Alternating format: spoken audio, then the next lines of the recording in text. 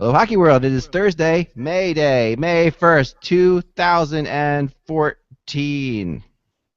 I'm Michael Agello. I'm Josh Rimmer. And I am Eklund, and I am tired. Tired, very, very tired. What a late night we had. Gosh, it was great, though. 3 game sevens. I mean, they were all interesting games, for sure. We should get right down to it before we get to some what we're going to call organizational letters. Our new segment.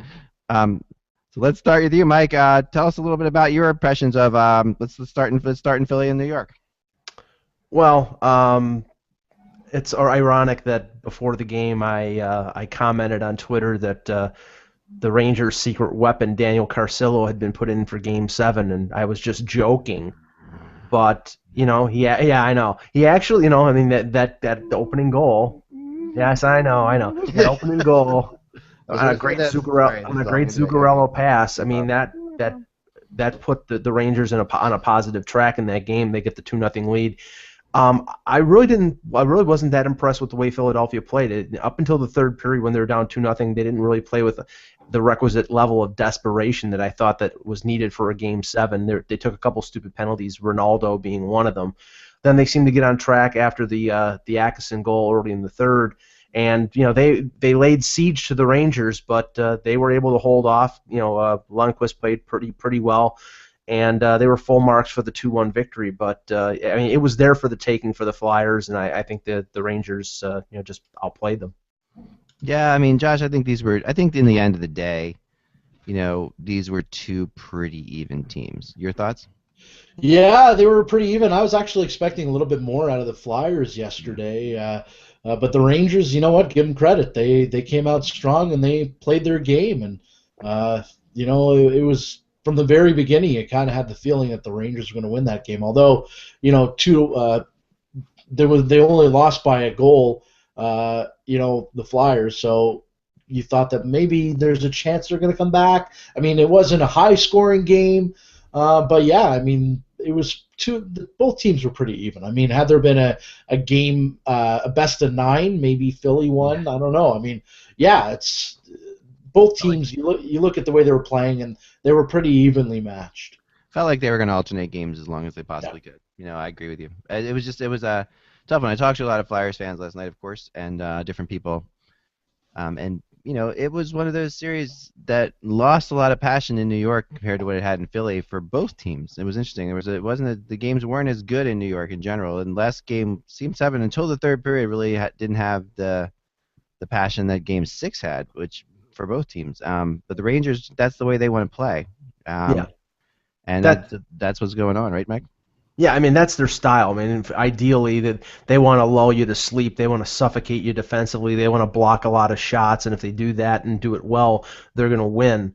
Honestly, I think the Rangers, what impressed me the most about them, at least up front, in spite of the fact that a lot of their big scorers like Nash didn't really contribute. He had some hits last night, but the depth forwards on that team, the third and fourth lines, when you have a guy like Brassard playing on the third line, when you have Boyle, Dominic Moore, who's a good face-off guy and a pain in the butt to play against, when you have those guys mixed in, you have quality depth in your third and fourth lines. That most of the time is the difference between winning and losing. And they get a goal out of Pouliot, which ends up being the game winner. I wasn't that impressed with the depth forwards on Philadelphia. I think Philadelphia has a much better top six, including Simmons and Voracek, and Giroux. But I think the Rangers' depth was the thing that pushed them over the line. And Go ahead, Mike. Go ahead, Josh. Oh, sorry. And what did you guys think about at the end of the game, where they first called icing and then they changed their mind? You don't see that too often, when a linesman makes a call of icing and then they change their mind and they put it to center ice. Because you know what? If that face-off is in the offensive zone for the Flyers, maybe they get the goal. Still got a shot, Yeah, and it's a weird one. I mean, it was the kind of like the first fail of hybrid icing, not that it was a big deal, but it they had at the time it was their chance. Yeah. No, I agree. It was close. And either way, I mean, it'll be interesting to see if Kimmo Timonen is going to retire. That's going to be a fun way to watch. Flyers are doing kind of an interesting thing, which we're not quite sure what to make of. They are holding their normal, you know, clean out the locker day, which would normally be today or tomorrow, during the day, like in the morning usually, and then they have talk to the players and everything like that. They're holding their clean out the locker day tomorrow at 5, and then followed by a press conference by Holmgren at 6. First time the Flyers have ever done this. It might be nothing, but it might be something. And Holmgren saying he's quitting and giving it to Hextall? yeah, that's what I'm thinking. I mean, I've heard some rumors about that. I don't know if Homer's really been planning on that for a while. I don't think it would be Homer. I think it would be Homer's decision. I don't think it would be fired. I think it would be his decision. Mhm. But I don't know that he's got the same oomph that he's had in years past for this job. I think that, and you got Hexy there who really wants to do this job, and it might be what's happening. Yeah. It's also Friday night news, which is always, as we know, like always the interesting news. You put a press conference at 6 o'clock on a Friday, not usually to announce something exciting and big. Yeah. Well, let's be honest, Zach. There's also a couple of GM positions open right now. Right. Maybe the Flyers are thinking, hey, we got to make him. This has got to happen, otherwise we're going to lose him. He's going to go to Washington. He's going to go to Vancouver. Yep. A lot of times that kind of forces someone's hand when they have, when they have the possibility of losing the guy that they want. Right. To succeed the guy that they have. Maybe that's going to push them to, to hit the button.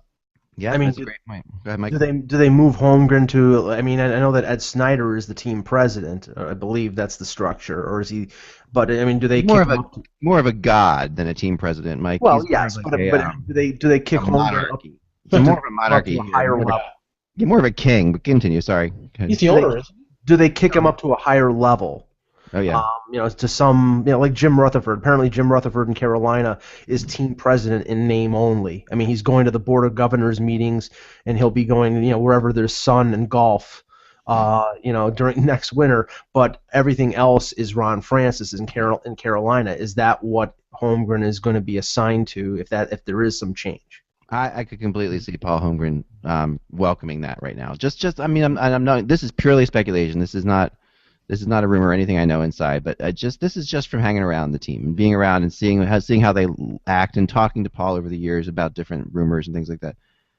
It wouldn't surprise me if Paul was like, you know what, I'm ready. Hexy came back here because his when he left LA, his wife's from South Jersey. So he wanted to be in this area, so they do want to be here specifically. Not that Washington is so far away, but Vancouver is. Yeah, Vancouver is, and I think he would rather stay here, and the Flyers, are really, some would say to a fault, loyal to their history, and Hexy's one of the. It would make sense. It would just be one of those things. Okay, and the Flyers fans would get excited about it too. It gives them something to look forward to, I guess, if you look forward to a new GM, which is sort of something you do look forward to, but not completely. But yeah, I think Josh, I think. Yeah, you're onto something there. Thinking of all the GM jobs that are coming open now, yeah, there's something that could be, because Hexy definitely is one of those guys who's next in line, like Chiarelli used to be. Like at one point, I remember when Chiarelli was at Ottawa, we knew he was going to get a job somewhere. Or Paul Fenton in Nashville, or Botterill in Pittsburgh, or Jim Benning in Boston. You got all these guys who are, on the precipice of being a general manager. I mean, I've heard Benning's name being mentioned in Vancouver because he used to be an old teammate of Trevor Linden back in the Vancouver days. Exactly. So that's good. So let's move on. That's that game, and we'll be getting into Pittsburgh and the Rangers on a later show. But Columbus and the Rangers? Oh no. Yeah. Oh man, it's that close to being Columbus and the Flyers. Don't start again. I mean, Pittsburgh and the Rangers. It just doesn't. Sorry. I mean, I know I'm a Philly fan, okay, so it's hard for me to obviously be objective in this whole situation, but does a Rangers-Penguins series give you anywhere near the amount of excitement as you would get sitting down for a Flyers-Penguins series? No, not at all. I mean, we were hoping for that before the playoffs even started, but unfortunately the Flyers weren't able to win the big game and against Pittsburgh and play them in the first round. I think that would have been quite exciting. Yeah. Jackets would still be. No. Actually, they were able to win the big game, and that was the problem. Remember? Fleury, that's right. Fleury let the puck in on that backhand from the blue line, and that really cleared the way. I mean, maybe the year for the Penguins when you think about it, because that cleared the way for them to play teams that they actually match up better than better No, than you take the puck. No, you take the puck. I know. No, you have it. Here you go. This season will forever be tainted by that game for me. But let's move on to the Wild, and I think everybody was looking at. I think in general, the hockey world was looking at the Flyers and the Flyers Rangers game 7, and then they were waiting for the Sharks game and Kings game 7. But the other game sort of was like the evil stepchild of game 7s in the middle there, and that was actually the best game. But I mean, bar none. I mean that was an incredible game, and I mean, how weird is it that Brizgalov is in goal for your team in a game 7 right now? You know, with everything on the line, and they literally played such amazing defense that they kept the puck away from him. And the crazy thing was that the play of the game, bar none, and I tweeted this out. I mean, everybody will remember the shot in overtime to win it, but about 30 seconds before that, you got McKinnon and you've got, I think it was Parenteau.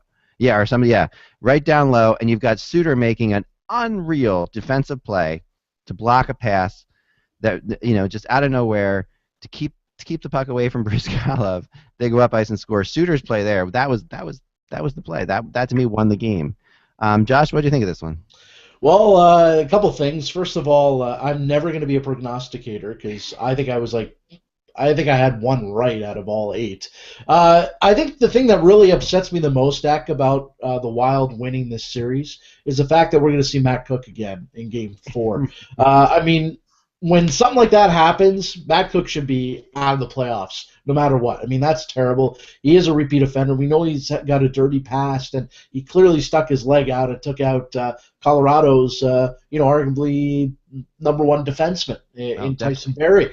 And, Matt Cook coming back Game 4, I mean, that just angers me. Karma should have won in this series, and Colorado should have taken it. Yeah, Mike. Well, first of all, with Matt Cook coming back in Game 4, Jonathan Taves should look out for his knees. No, I was really impressed with the resilience of the Wild last night. I mean, Colorado jumps out to a 1-0 lead, they respond. Every goal that Colorado scored, Minnesota responded. Then you look at it, and I was toggling back and forth picture in picture between San Jose, LA, and this game. And I see Kemper going to the locker room, and I'm like, oh my God, they're dead, because Brizgalov was a sieve in the first 2 games, and he faced one shot. I mean, it was an impressive performance defensively by Minnesota, and Nino Niederreiter, who they got for Cal Clutterbuck during the offseason, a guy who's a former lottery pick, who's had a decent year, finally was given an opportunity to play in the NHL, scores the winner in overtime. I still think Minnesota is going to get hammered by the Blackhawks. I don't think it's going to really be a competitive series, but you got to give Mike Yeo and Chuck Fletcher a lot of credit, and I think Mike Yeo probably saved his job with this series victory. Oh, I would agree with that. Go ahead, Mike. Go ahead, Josh. Heck, I'm going to go on another little rant here. Okay. We should call this rant day instead of Thursday. A little upset last night as well. You see Max Talbot gets cross-checked in the chest, and he's holding his mouth like he got a high stick. Yep. Like, come on. And he falls down, and I feel like honestly, I'm not a soccer fan, and the reason I'm not a soccer fan is because of the dives and you just kicked me. That drives me nuts, and I think a lot of times we're seeing that too much in hockey. And it still drives me nuts. I mean, we had a couple years ago, we had that stupid list where they tack it on the door. Yeah, Brian McCabe's a diver. Right. But right. I mean that was stupid. But That I was mean, ridiculous. honestly, like there's got to be something against this. Like this drives me bonkers when someone does this. I like it, Josh. That's a good rant, and that's exactly why I have this picture over my shoulder today, which is funny that you would say that, because I wanted to talk about drama. And you're dead on right. I completely agree with you. And acting. Yeah. Hunnick in the next series, which we will get to in a second. And I tweeted that last night, Ek. And by the way, what did I think I tweeted he needs to work on his acting skills. Nice dive or something like that. And actor D.B. Sweeney actually retweeted it and told me, yeah, he's not a good actor. So I had an actor telling me he's also not a good actor. And I wrote he must be going to acting school in L.A. at the same time you did. That's pretty funny, because that was literally, we'll get to that in 1 second. But it's been prevalent throughout the playoffs, and it has, and there is no respect involved in it. It's just ridiculous. And at some point, I mean that list. I remember that list used to get like completely mocked in locker rooms. I would be at that list would have to be put up in locker rooms, and people would there was drawings on it. There was all kinds of craziness on it. So was it Mighty Ducks 2 where the coach told him to take a dive? Right. Yes, the Mighty Ducks 2. Very nice reference. Well, one thing, and I think the goaltenders are the worst of the divers, so it's appropriate that I bring this up. Mm-hmm. I think that right now the most dangerous thing to goaltenders out there is the goaltender interference penalty, because now what teams are doing, and you've seen this in a couple instances, you have defensemen who are pushing players into the goaltenders, almost to my mind on purpose, because I think it was in the Philly Rangers game. One of the Rangers defensemen, or one of the Flyers defensemen, pushed a Ranger forward into Mason, and the Ranger forward got the 2-minute penalty for goaltender interference. Sooner or later, one of these players is going to accidentally go low and hit one of these goaltenders' knees and rip his knee to shreds.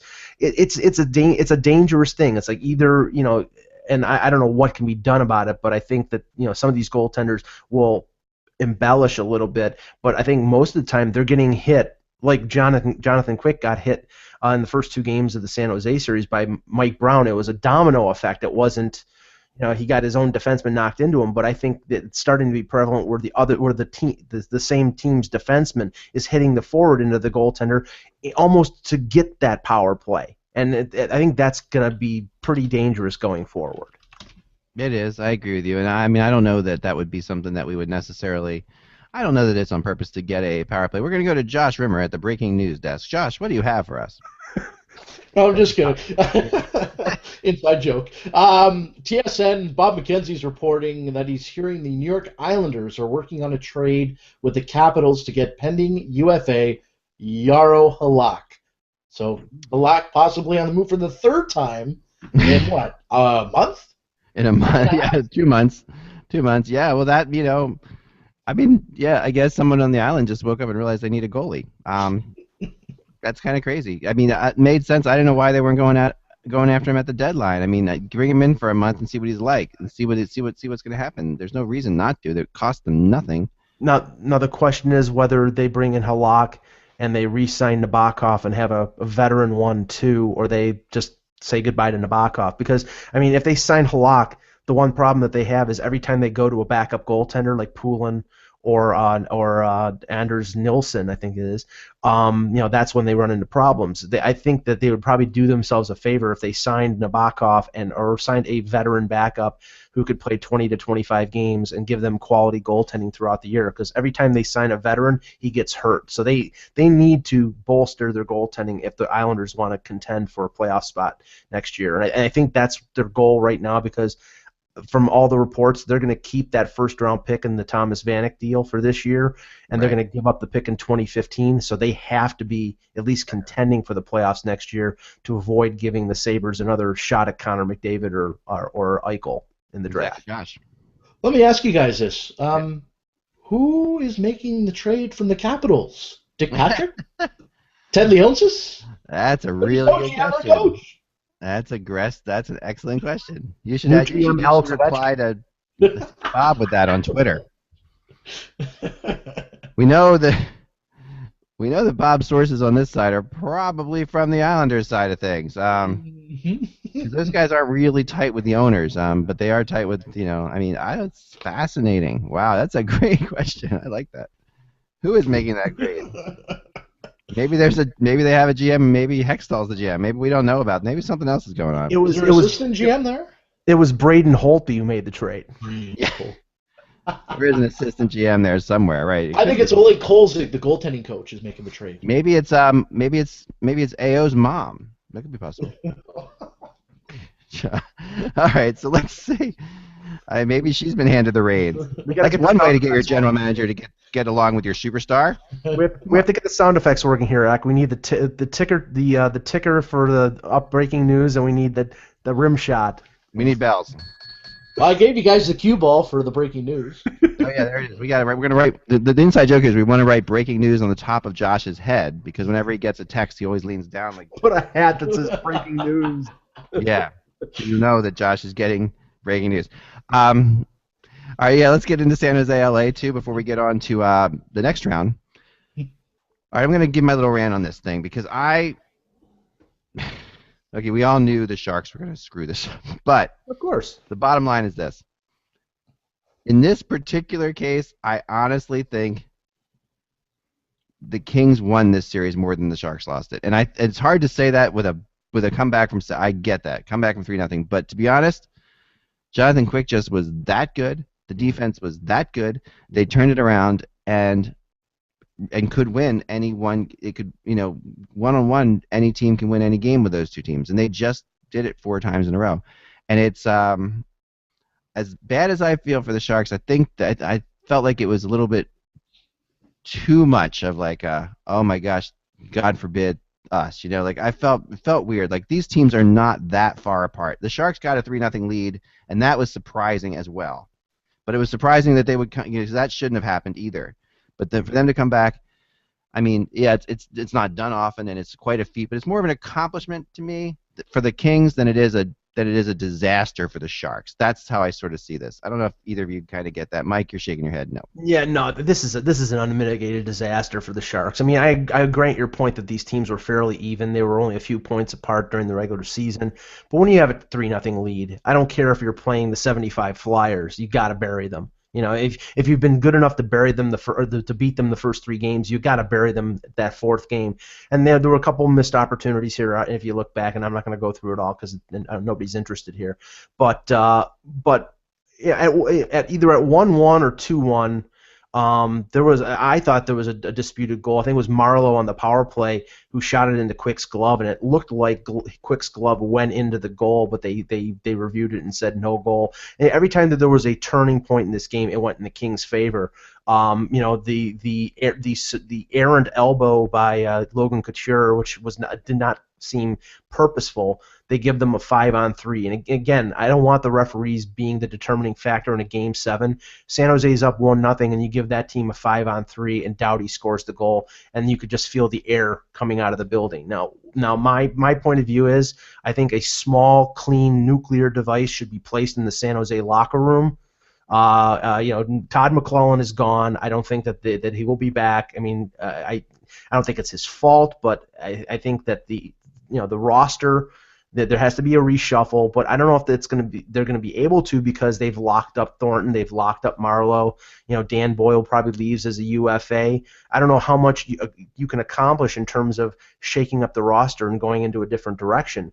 But if you keep this roster the way it is, I think this is going to continue to happen over and over. There's a lot of quality individuals there, but there is just this losing mentality in San Jose that's perpetuated over years and years, and until I think either Thornton is traded or Marlowe is traded, it's going to continue to perpetuate.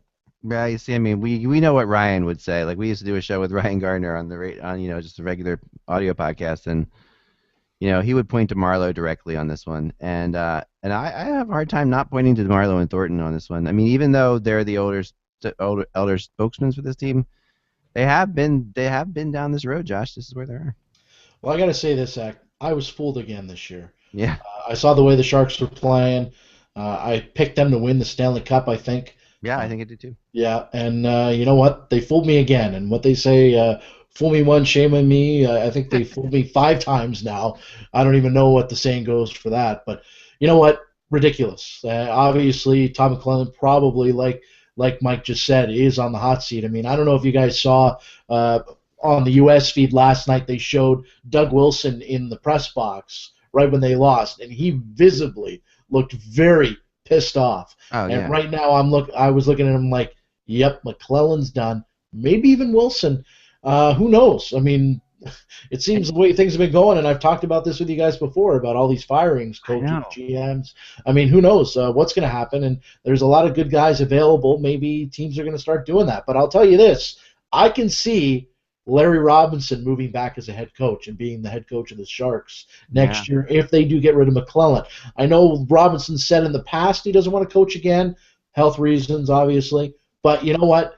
He's from California. He likes that team. The players respect him. I would not be surprised to see Larry Robinson as a Yeah, I'm with you. I mean, this is a good team. I mean, we're being fooled by this, but this team has been built really well. I mean, and Doug Wilson has done, honestly, an unbelievable job in my mind. Like, he has a team that has 3 levels, like we talked about before, of like the veteran players who are solid, the up-and-coming guys in Pavelski and Couture, and then the younger guys in Hurdle and the Wiggles.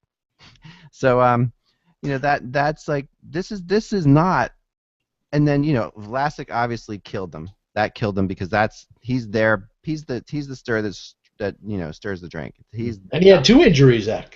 Not only what was it, the leg, but he also had the head. Yeah. And that was huge, and that was they kept talking about it, and they should have, because that was a big turning point. But and Dan Boyle could be gone from San Jose too, right? His contract. Oh yeah, he could be, but I get a feeling he'll stay. People love living and playing in San Jose. It's a great place to live, and there's no reason for Dan Boyle to go anywhere else, to be honest. I mean, it's more of a question if the organization wants him back. I mean, he's not going to get $6.5 million. I think that's what he made. He'll probably have to take a much less salary, and I would think that they're going to be going after defensemen because their depth on defense, I think, was a mitigating factor. But I also have to say, I think they're going to be in the market for Ryan Miller because Antti Niemi, he gave up 19 goals in 6 games, and that's in front of a defense that's not terrible. That's inexcusable. So I mean, they may be, and maybe San Jose is close enough to where he wants to be that he can fly to see his actress wife up at many times a month. I'm just saying because I don't. I know, but that's apparently his motivation, and I don't begrudge him that. But the thing is, LA's goaltending situation with Quick and Jones is locked up. I don't think there's really an opportunity there in Anaheim because I think they're going to go with Anderson and probably Gibson next year. So I don't see where Miller fits in any of the Southern California teams, but there's an opportunity here with Niemi playing as badly as he did and only has 1 year left in his contract that maybe they trade Niemi and bring Miller in. Did Niemi play that poorly, though? I mean, I'll go to you, Josh, but was he that terrible? I mean, honestly, Quick was amazing, right? Mm-hmm. Well, I'm Josh, sorry. More breaking news. Yeah, We're going to go back to Josh at the breaking news desk here. Here we go. Yep. Josh. Okay, the Washington Capitals have acquired the rights to Halak. The Islanders. No sense. I'm reading the wrong tweet because the person screwed it up, and I just did. The Islanders acquire the rights to Halak for a 4th-round pick in 2014. That deal is done. Still like to know who made that deal in Washington. Yep, apparently Halak traded himself. I mean, it's the rights. He's an unrestricted free agent. It's really not it's just the rights, so they can negotiate with him now, and we'll see what they do. Max McNabb made the trade. Yeah. Rod Langway was called up and said, "Hey, we need someone to make a trade." So where's Peter Bondra? Come on, gotta find these people. Well, Calle Johansson made the trade. Oh my gosh! All right, so this is big news, I guess. But let's move on to it is news. It's a trade that happened today. We didn't expect a trade today. Whoever thought we'd have a trade during the podcast? No, we haven't. This is the first podcast trade. Officially remember this moment, guys. This was it. On show 15, 16, the first podcast trade. What time is it? No, I'm just kidding. 2:02 in the East Coast here. Nice. So here's the deal. Again, the Sharks lost this year's playoffs by letting the Ducks catch them. That's the bottom line. I mean, if the Sharks managed to stay ahead of the Ducks like they were with about a week and a half or 2 weeks to go, then they take the Stars apart in my mind. I mean, the Stars are a perfect matchup for the Sharks. That wouldn't have been an issue, but instead they had to face their absolute nemesis in the first round, and that I don't think they spent enough energy and enough. If I'm questioning the coaching, I'm questioning the coaching down the stretch more than I am in this series. Would you move Burns back to defense though? That's a really good question. I thought about that last night. Probably not. Mike, you're shaking your head. No, I wouldn't. He's a physical force at forward, and I think he works well. I think he works better there. I think in a way, not that he's a liability defensively, but I don't think he has enough mobility to play on the blue line. Honestly, one move, and I wrote a column about it because I'm writing about covering the Sabres now as well is Christian Ehrhoff, who used to be in San Jose. They had to trade him for money reasons. He's got 7 years left on his contract with Buffalo at about $4 million a year. They're probably going to trade him in the summer, and I don't think Doug Wilson wanted to trade Christian Ehrhoff when he was in San Jose, but it was a money thing. Yeah. He would be a good fit there as a veteran guy who's still got something left with a contract that's got 7 years, but he might be an answer to bring in if they do let Boyle go, or if they even sign Boyle for a cheaper amount. Yep, I agree. Well, Hunnick gets my award for most valuable actor this year because that. And before we leave this game, I do have to discuss that briefly because we said we would get back to it, and this is why I have it up here, because that was absolutely he made 2 penalties happen when they're down 1-0. The hook, he grabs the stick under his arm, pulls it under his arm, falls down. The player in the other situation, he skates as hard as he can directly into someone's elbow who's not even looking at him. And within less than 2 minutes, he creates a 5-on-3. The Kings go from being down to being tied. I mean, it's kind of despicable, but it is the acting. It is the acting performance of the year. Josh, best actor, no question. Oh, I agree. The acting's just ridiculous. And sorry about this. Again, changing it back to the Caps here, just because we were wondering who's making the trade. I just bought the arena, Josh. The Caps just announced the person who just announced the deal from the Capitals is assistant GM Brian McClellan. Okay. So I guess maybe he's the one that made the deal. Never even heard of him before. No. Brian McClellan. Assistant GMs are often not often felt but not seen, I guess. But this is a big deal. I mean, so he's acting GM, I guess. Is this a trade that McPhee would not have made? I mean, after those questions, I mean, it doesn't make any sense, honestly. I'm actually surprised they dealt him because I thought maybe they were going to keep him now because if you remember the whole Adam Oates Halak thing that happened a month and a half ago, I thought maybe Halak might stay in Washington, but I guess he wanted out for the third time. And that situation I honestly believe was as big of getting Oates fired as anything. I mean, that was a really big deal around the locker room and around the team. It made him look really bad. Yeah, around the team locker room. I would hear people talking about that. You can't keep this guy now. It's ridiculous. You can't keep him. So let's move on to tonight. Montreal, Boston. They renew their age-old hatred. I thought they loved each other. Oh yeah, no, they love each other absolutely. It's a great series. It's a great series, and this is always one for the ages. This one could be different, could be similar. It's weird because I always think of Montreal as having just dominated Boston in the playoffs, and really most of that happened before the 1990s. Like in early on. Montreal did totally dominate Boston in the playoffs, but since then it's been pretty even, back and forth. My thoughts on this are I think Boston's not going to have any trouble with this series. I honestly think this is going to be a quick series. I think that, and I'm not, I think Canada's going to lose its only team unfortunately left in the playoffs because although Montreal is a good team, they're not there yet. I mean, to me they're a young team. They've got speed. They've got holes. They've got to figure out things moving forward. They have Carey Price, which of course means you're always in every game. And that's one thing that I noticed when I wrote my blog today, that these teams have played incredibly low-scoring games over the last 3 years. I mean, basically only scoring 2 goals apiece per game. So this is going to be low-scoring, and in low-scoring games like that, Carey Price is a huge difference maker. But they also have Tuukka Rask on the other side of things, so it's not like the Bruins have the shabby goalie either. I think, like a lot of us thought, Detroit had a chance at upsetting Montreal, and they didn't. And Detroit had a chance at upsetting Boston, and they gave them one game, and then Boston said basically, well, what's this fly on my shoulder? Get him off. I think it's going to be similar to this. I could see Montreal taking game 1, but I can't. I just think that Boston, it goes from there. Mike? I think Boston will win the series. I think it'll be a little prolonged. I think it'll be 6 or 7, but I mean, Montreal won 3 of the 4 games during the regular season. The ironic thing is that Peter Budaj, I think, played 3 of those games. Yeah, he did. So that's. I mean, that's not to say that I think Carey Price has a problem playing against Montreal. He brought them to 7 games to overtime in the Bruins Cup year 3 years ago. So he proved he can play against that team. I honestly think that it's going to be the typical Boston battle where they have to maintain their composure because Montreal has so many players who are so annoying.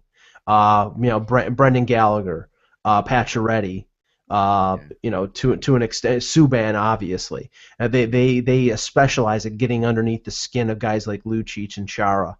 And if they draw them into penalties and Montreal's power play is working, then Montreal can stay in the series. If they stay disciplined and they just play their physical game and they pound on the smaller Montreal forwards, I think the Bruins could win in 5, like you say. But I think it'll be elongated a little bit. I think the gendarmes will be out at the Bell Center in Montreal ready to arrest Zdeno Chara if he hits one Montreal player the wrong way. Yeah. But in the end, I think it'll be Boston probably in 6. Yeah, I mean, I'm with you there, and I mean, this is the thing. There is a great rivalry, and there is always the chance of something happening.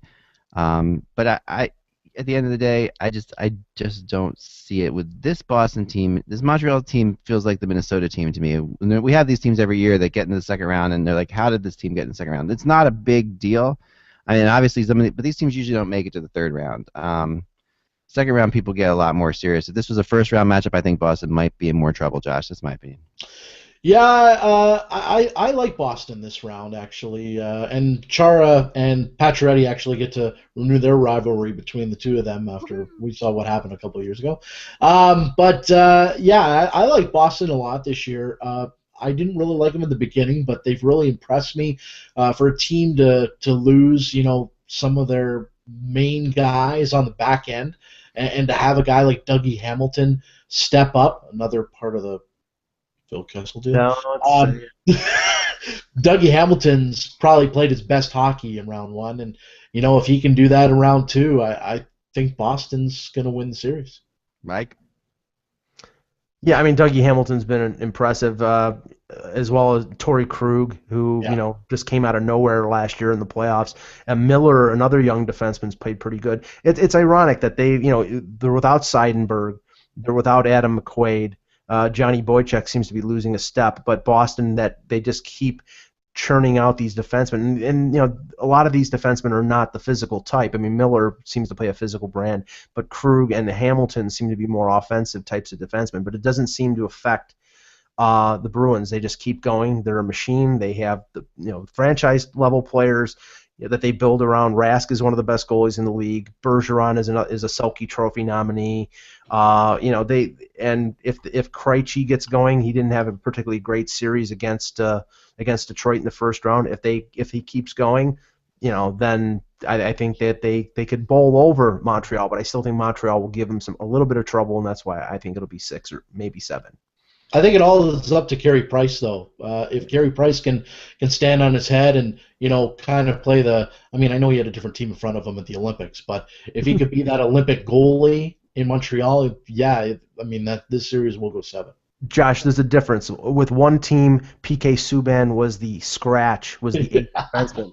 With the other team, he's their best. So there's a little bit of a difference. I said that, though. I agree. Well, it's always going to be fun. It's going to be great, and we're going to have we're going to talk tomorrow about the other series as well. Mike's going to get on the road. He's going to go cover the Marlies, so enjoy the border crossing. And if you see Mike, let him go. Just wave him on through. Come on through, Mike. You work for HockeyBuzz. You're allowed into this country.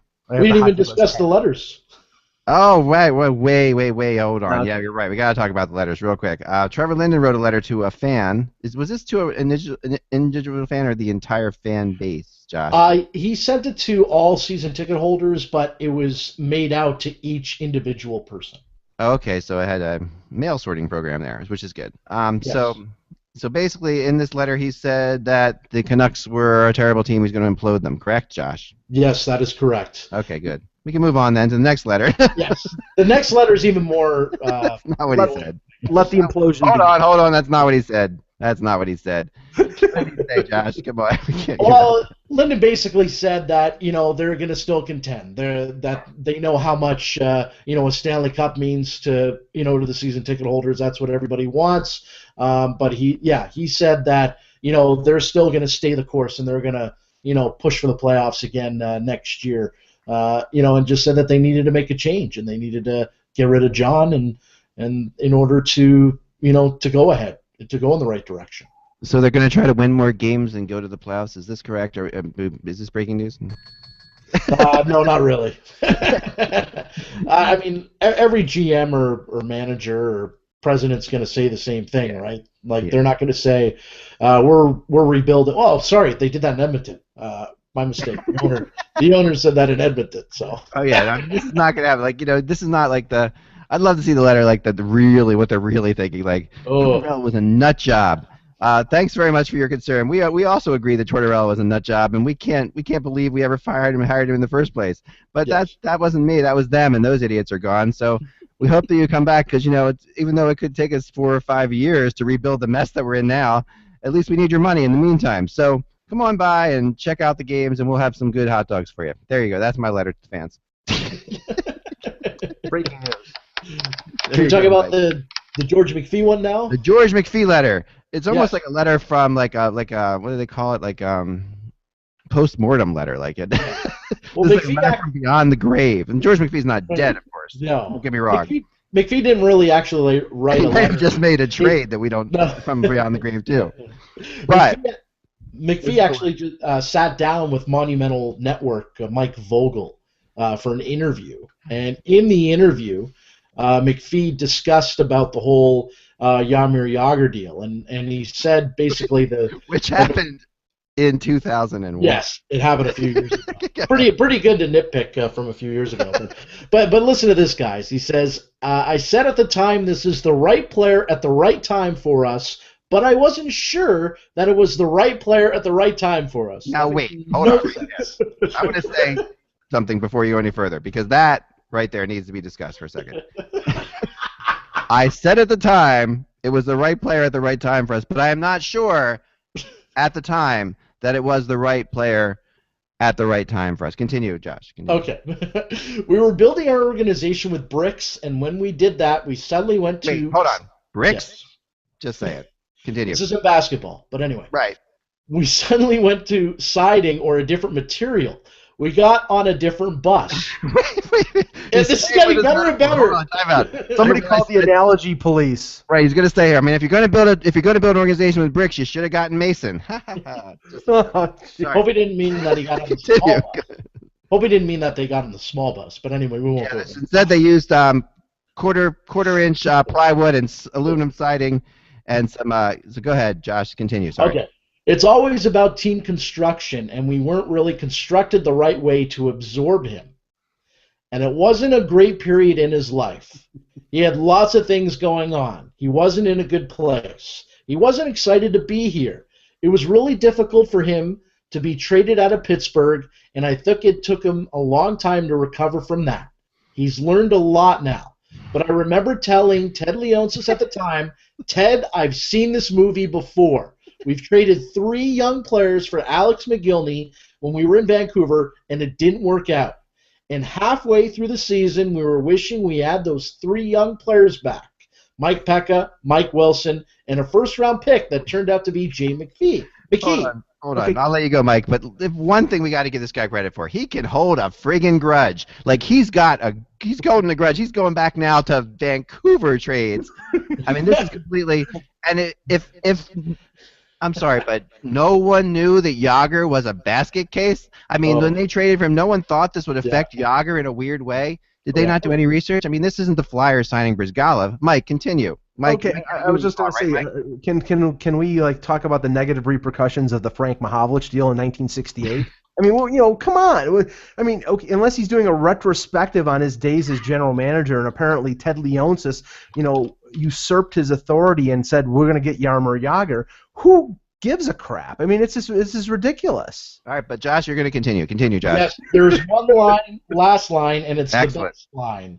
Okay? I remember telling him that, and he said, it's my team, it's my money, and I want to do it. I said, okay, the good news is that we didn't give them anything. Oh, my gosh. This is bad. This is bad for McPhee to say this kind of stuff because that is true with every owner in the NHL. Every owner in the NHL that I've ever met, and I has said this to a GM, that exact words. You know what? I want you to go get this guy. I want you to get Brizgalov. I want you to get Forsberg. I want you to get whatever. I've heard this many times, and And yeah, GMs have to they own the team. We all work for someone. We all work for someone who owns a company, you know? Um, and it's like everybody understands that that's how this works, right? So this is not news that that your owner might come in and say you have to, but throwing him under the bus, throwing your owner under the bus is not going to get you another job in the NHL anytime soon. McPhee might just want to retire or something, because this is a sign that we're not going to see him back, right, Josh? I mean, you've been around this too. It's like crazy. I mean, it's the old boys network that they say, right? When you do something to one owner, I mean, case in point, look at the lockout with Kempoli, going against a couple of owners, and he can't get a job now because of that whole thing. Right, and the guy who ended up in Carolina this year, Ron Hainsey. Yeah, Ron Hainsey, same thing. Yeah. I mean, it's pretty crazy. I mean, hats off to the reporter for getting this story, but it is very much like, he called him right when it happened and said, "Do you have anything you want to say about this? Do you have anything?" And he was all pissed off and just basically just went on a rant, and somehow or another never told him that he shouldn't write all that stuff. I've had people go on rants with me before, but then at the end of it, or even 5 minutes later, I haven't written the story right because I know they're going to call back and say, "You know what? That's just between us, and there you go, and that's that." See, I don't know if McPhee's comments border on career suicide, but it was rumored that he wanted to take a year off. I think he's pretty much guaranteed himself taking a year off after this, if not more. Yeah, him and Tortorella can backpack through Europe for the next 16 months. Torts can take over. Torts can take over Mike Keenan's spot in the KHL. Right. Oh yeah, Keenan. That's another story for another day. That's always a good thing to leave on. Guys, enjoy the night. Enjoy Montreal Boston tonight. It's going to be a great game. Thanks for subscribing to the podcast. We're getting more and more viewers every day, and we really appreciate that. We're working hard to do this. If you like what we're doing, please tell us and let us know. If you don't like what we're doing, tell us and let us know as well. You're usually really good at that. But so far, we've been very positive about this podcast. That's what kind of freaks me out about it. So this is so let us know and follow. You can follow Josh at Josh Rimmer Hockey on Twitter, and Mike at Mike in Buffalo on Twitter, and I am at Eklund, and we will see you tomorrow without the buzz. It's just hockey. Talk to you then.